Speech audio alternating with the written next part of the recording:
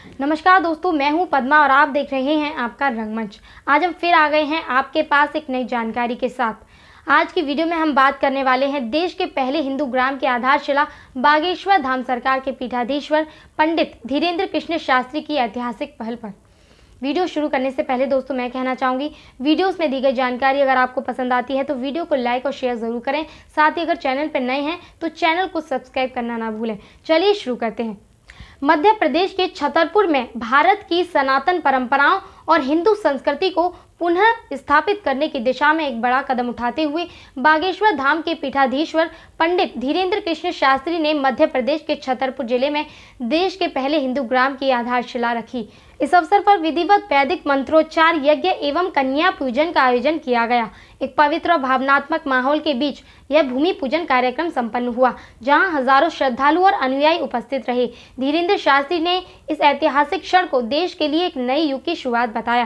उन्होंने कहा कि यह ग्राम केवल ईंट और पत्थर से बना कोई सामान्य बस्ती नहीं होगा, बल्कि यह भारत की मूल आत्मा, उसकी सनातन संस्कृति, जीवन मूल्यों और धर्म को जीवित रखने का एक केंद्र बनेगा। क्या है हिंदू ग्राम का उद्देश्य, आइए जानते हैं। धीरेन्द्र शास्त्री द्वारा संकल्पित हिंदू ग्राम एक ऐसा स्थान होगा जहां जीवन शैली, शिक्षा, चिकित्सा, खेती और व्यापार सभी कुछ वैदिक रीति नीति के अनुसार संचालित किया जाएगा। यह ग्राम पूरी तरह से गौ सेवा, योग, अध्यात्म, वेदाध्ययन और राम राज्य की कल्पना पर आधारित होगा। यहाँ आधुनिकता और परंपरा का संतुलन बनाते हुए एक नया सामाजिक मॉडल खड़ा किया जाएगा। उन्होंने यह भी बताया कि इस गांव में रहने वाले लोग न केवल धार्मिक होंगे बल्कि आत्मनिर्भर और शिक्षित भी होंगे।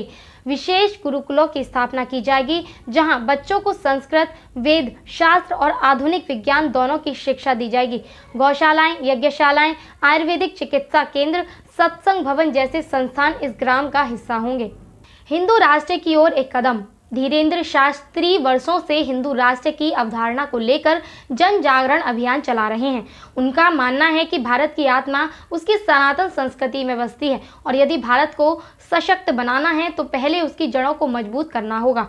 उन्होंने कहा, हम नफरत या विरोध के लिए नहीं बल्कि प्रेम, एकता और संस्कृति की पुनर्स्थापना के लिए हिंदू राष्ट्र की बात कर रहे हैं।